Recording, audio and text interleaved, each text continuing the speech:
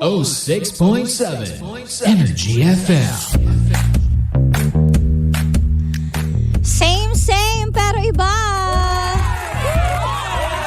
Hello. Oras po natin, 1:33 in the afternoon. Kapiling mo na ang nag-iisang chicks ng radyo. Walang iba kundi ako yon. Sa gandang Kara. Hello. Welcome back, Balakubak. Oo. Live po tayo ngayon sa Facebook. Kaya naman, all you have to do is like and share. Please like and share para masaya tayong lahat. Oo. Pero dahil Tuesday ngayon, nako, syempre may mga paalala tayo sa lahat. Aba, dapat tayong mag MX3 Plus with L-Carnitine. Ayan. Bawat MX3 capsule, ayan, ay nagtataglay po ng alpha mangosteen, beta mangosteen, at gamma mangosteen. Ito po yung mga sangkap na makakatulong at hindi masama sa kalusugan natin at katawan natin. At kaya tinawag siyang plus kasi meron po siyang dagdag benefits ng CoQ10 at L-Carnitine. Yung coenzyme Q10 naman po ay uri ng supplement na kailangan ng ating katawan lalo na at nagkakaedad na tayo. Tulong yun para sa malakas na heart muscle fiber. Ang L-Carnitine naman po ay uri ng protein na tumutulong sa maayos na metabolism. Or ika nga panunaw sa ating katawan. For inquiries, visit their website mx3ph.com or call the hotline 0918-8888-693. Ayan. Okay, dahil dyan, ayan, yung live natin, please paki-like naman po at paki-share naman po para masaya tayong lahat. Nakapag-lunch ka na ba? Masarap ba ulam mo? O sige, ulang tuloy. Anong ulang? Salamat nga pala sa nagbigay ng pagkain sa akin dito. Thank you, Team Sabaw. Ayan. Taray talagang na ako ngayon. Healthy living. Puro gulay na yung kinakain ko. Minsan na ako. Sabi ko, bakit ganun? Parang ang alat ng mga... Ay hindi, ang pait pala ng mga gulay. Pero na-realize ko, the more na may lasang ganun yung gulay, the more na mas effective siya na vitamin sa katawan natin, di ba? Hindi yung puro tamis lang, puro sarap-sarapan lang. Diba? Kailangan alagaan din natin yung katawan natin na maging healthy. Alright? So today it's a brown day. Naka-brown ako ngayon. Kung gusto mo silipin mo na. Dali, para masaya tayong lahat. Oy, malapit na long weekend na naman. Oo, magsipag ka na ngayon kasi kung a-absent ka, kailangan mo magbawi-bawi muna. Marami na naman. For sure, traffic na naman yan. 'Di ba? Kasi kung mag-uuwian ng probinsya, long weekend, nako, good luck. Ngayon pa lang mag-alsabalutan ka na kung may lakad ka talaga, 'di ba? Para talagang hindi ka nangangarag dyan. 'Di ba? But anyways, ito, babati muna tayo. Teka, habol ko na nga to. Babati naman daw ang KJ Team Puyaters, 18 Global, KJ Moms, Team Friday, Team Hope, Team Beshi, Team Sabaw, Team Baby Love, Los Bimin the Squad, Team Amiga. Hello po, shout out din kay Andreline Buenagua at kay Heidi Mongoya, Magkamit Avila, Christina The Ramel Maluto. Binasa ko lang, pasensya na kung mali-mali. Hi Mami Vanji at Basi Villarflor, hello po. Mary Mejia, hello po. Carjack Nation, hello din po. Ayan. So anyways, happy Tuesday sa inyong lahat. Pabati daw ang Team Annex, sabi ni Marilu Bernaldez. Pero eto na nga, anyways, simulan na nga natin ang ating story ngayon dahil for sure, may mga makaka-relate sa ganito. Sa usapang regrets, no? Nakakalungkot pag yan na ang topic di ba? Kasi kahit anong try niyong pag-usapan yan, hindi niyo na maibabalik. Mapapagkwentuhan niyo na lang yung mga pangyayari in the past. So, wag na natin patagalin pa. Dito lang yan sa Sincerely, Kara.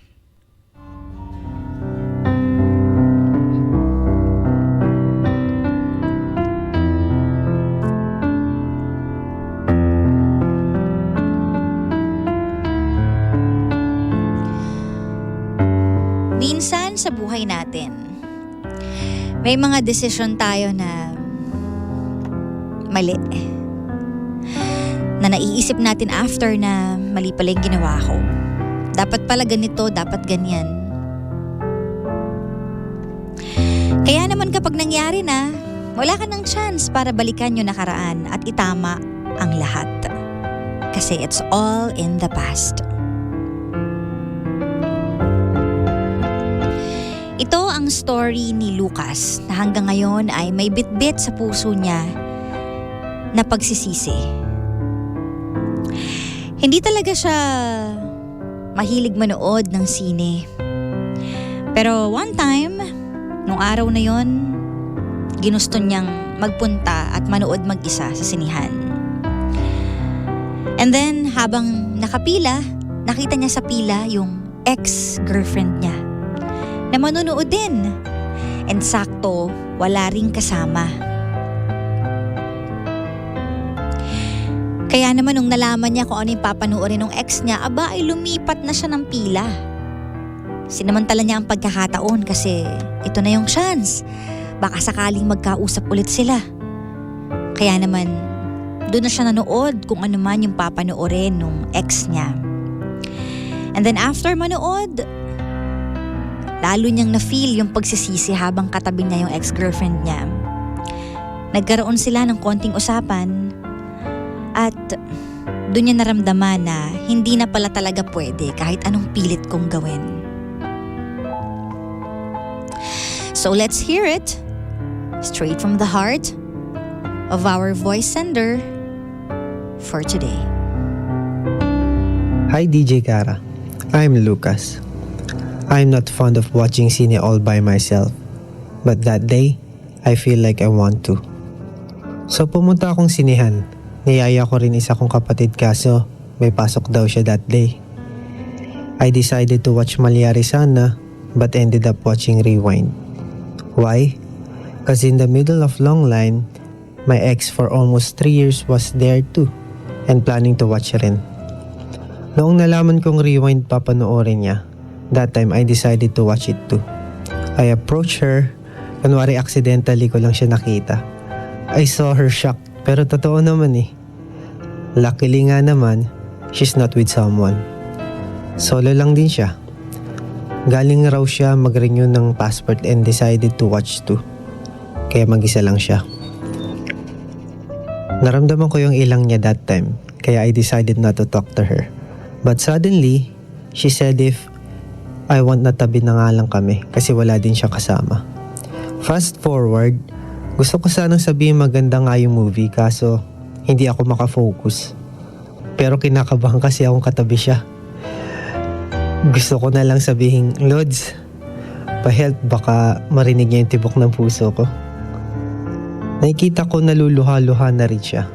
Not until sabihin ni Lods yung line na, kaya ako kinuha yung mama mo kasi tapos na yung mission niya sa mundo.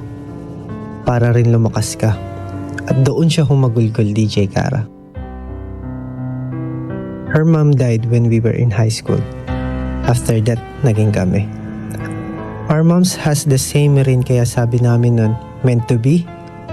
The same rin kami ng initial sa name, middle name, and surname, kaya akala ko ito na yun. Pero hindi po pala. Fast forward again, after movie niyaya ko siyang kumain and pumayag siya. Gutom na rin kasi ako that time.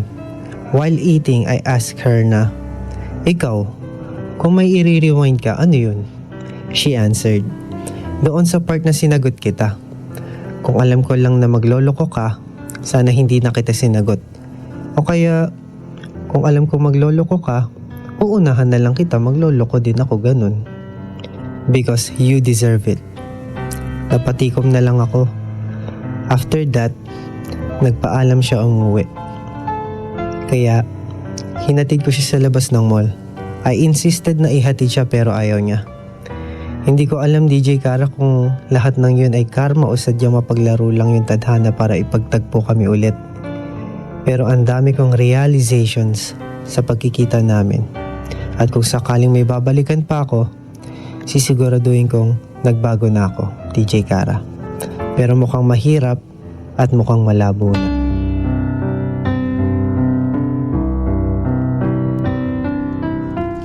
Mukhang malabo na pala. Ang hirap kapag malabo na. Paano mo papalinawin yon?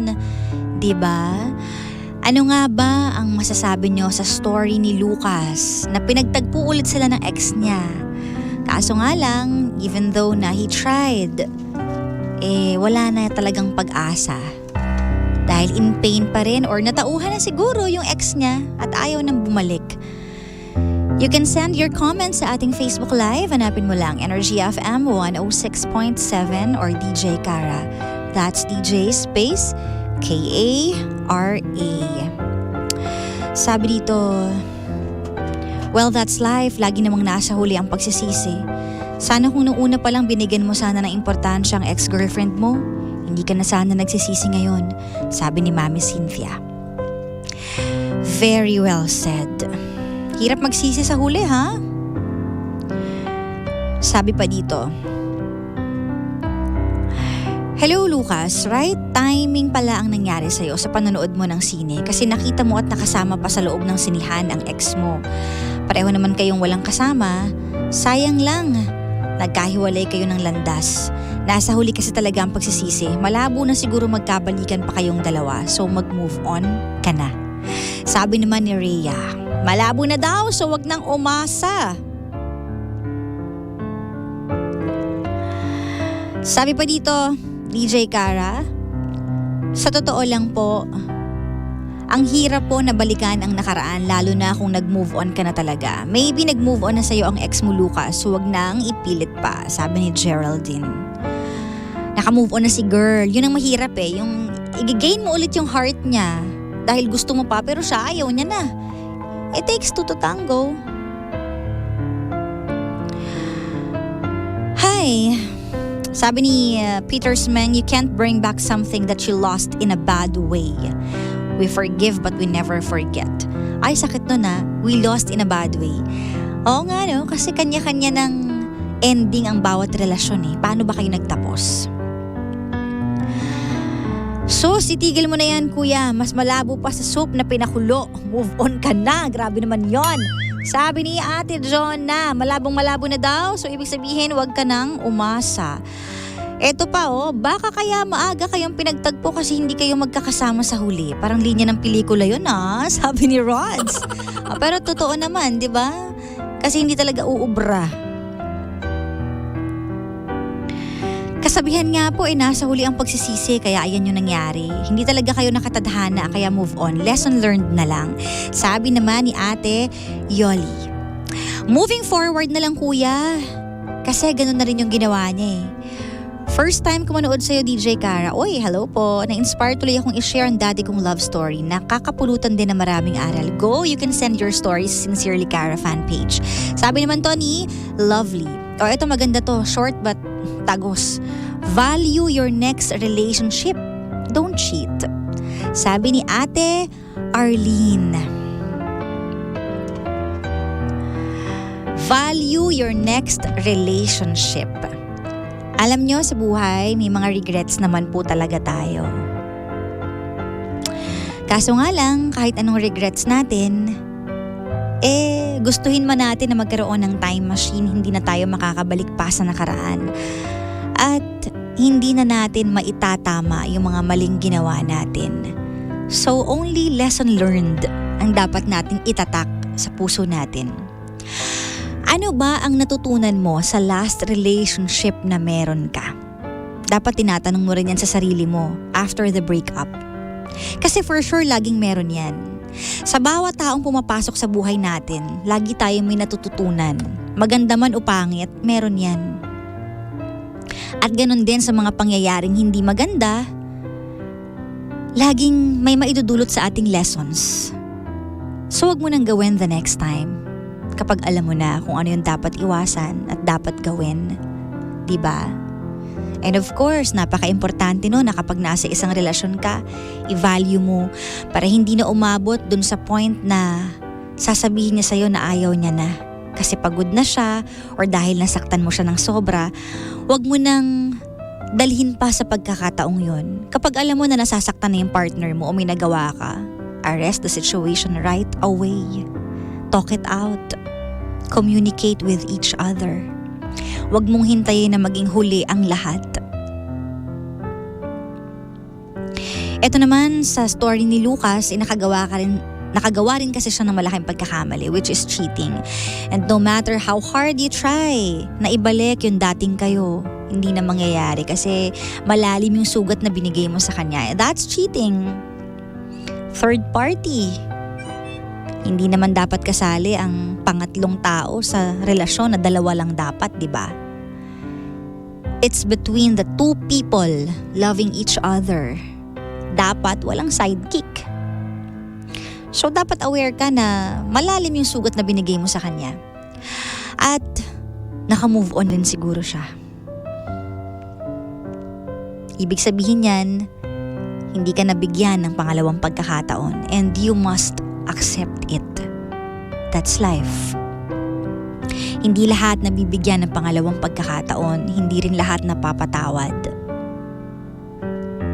Kaya naman, wala tayong ibang choice kundi ang mag-move forward, Lucas. Hanggang doon na lang yung kung anumang meron kayo. Siguro, kaya kayo pinagtagpo sa sinihan? Sabihin naman natin na weird o bakit ganon? Baka pinangyari din na malaman mo na yung sagot na hindi uubra kung ipipilit mong balikan pa siya. Kasi sa kanya na mismo nanggaling na ayaw na niya. Diba? Sabi nga niya, sana hindi na lang kita sinagot para hindi ko naranasan yung panluloko mo. Diba? Well, ganun talaga. Sa dulo lahat lumalabas ng regrets. Pagpatapos na yung relasyon. Kaya nga dapat kung nasa isang relasyon tayo, alagaan natin. Ingatan na natin. Pag-usapan natin. Umiwas tayo sa mga bagay na pwedeng makasakit sa partner natin para hindi tayo umabot dun sa end game or sa finish line. Gawa na agad natin ang paraan. Kasi importante yun eh. Yung tatrabahuhin mo yung relasyon na meron ka. At napaka-importante na may natutunan ka. So this time, Lucas, lesson learned. Value your next relationship. Alam mo, you never know what you have until you lose it. That's true. And once you lost it, you can never get it back. Sincerely,